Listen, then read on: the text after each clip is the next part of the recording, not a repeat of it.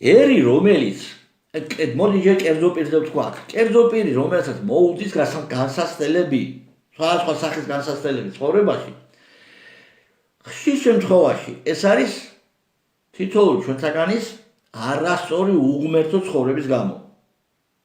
იგივენაირად შეიძლება ითქვას ერზედაც.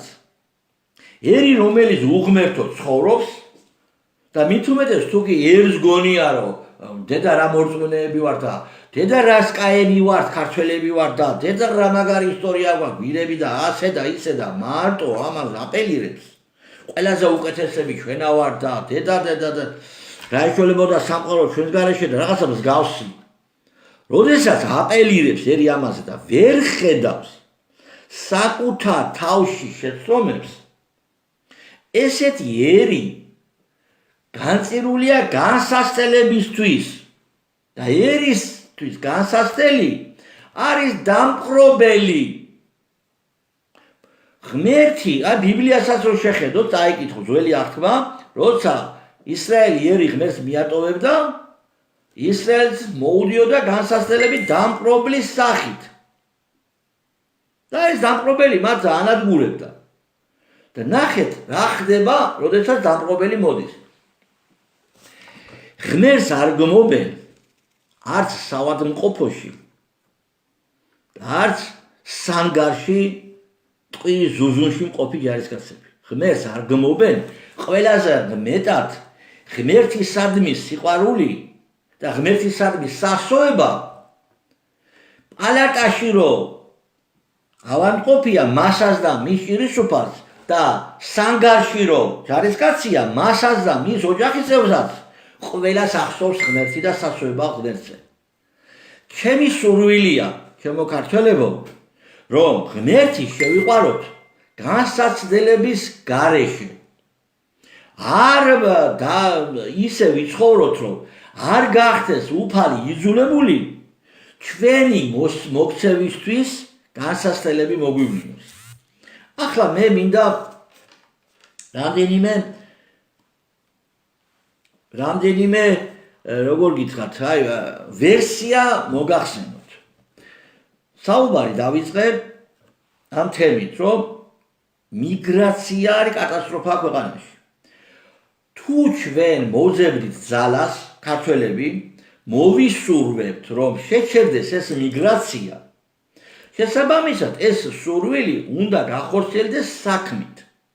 ეს საქმე არის იმ ძალისადმი ხმის მიცემა, რომელიც ძალაც მიგრაციის კანონის გამკაცრების მომხრია.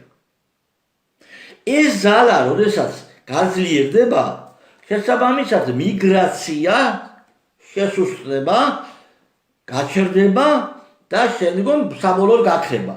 არასწორი მიგრაციაზე საუბარი. თუ არა უცხოელი არ შემოვიდეს, ამაზე არავინ არ ლაპარაკობს.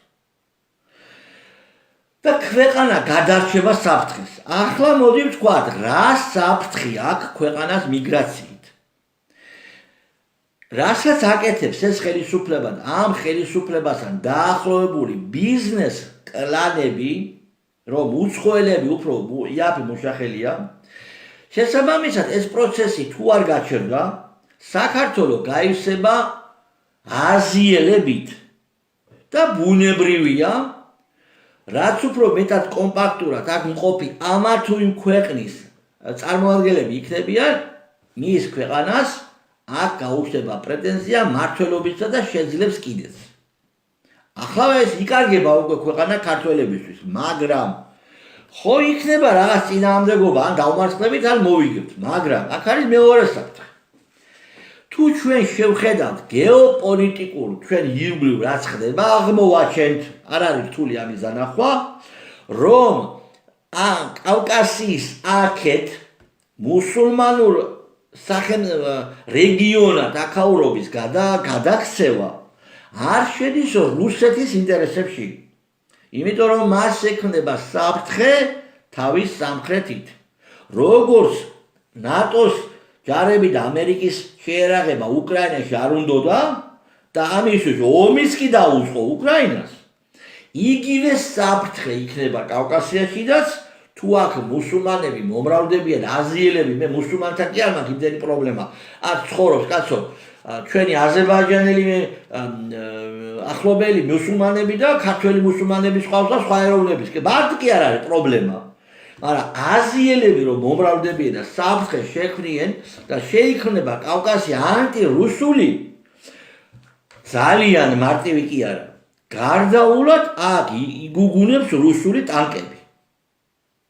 შესაბამისად, თუ ეს იქნება სასჯელი საქართველოსთვის. ანუ თუ ჩვენ ვიცხოვრებთ ღვთისმიერი ცხოვრებით, შემოძვიფასებო, გვეყარება ჩვენი სამშობლო, ის რომ დამპყრობელი შემოვიდეს, ამის ალბათობა მცირდება. მაგრამ თუ ჩვენ მარტო მე ვიყო კარგად და ქვეყანა წყალს აუღია, მოხდება ის რომ ლოგიკური ჯაჭვური რეაქციით შემოდის დამპყრობელი აქ. აი განსაცდელი მოგვევლინება. განსაცდელი არის ერისთვის დამპყრობლის შემოსვლა. და რა არის იცით? ერი რომელიც არ ზრუნავს თავისი სახელმწიფოსთვის, ის ერი არ იმსახურებს სახელმწიფოს.